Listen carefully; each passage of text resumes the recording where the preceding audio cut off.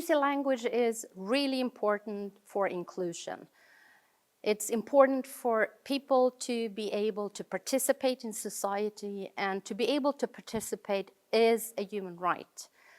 So to have access to information is crucial for participation, because if you don't have access to the information, you can't participate. You don't know what to choose from, so therefore you cannot participate in elections. You can't make choices for your own life. And you cannot speak up.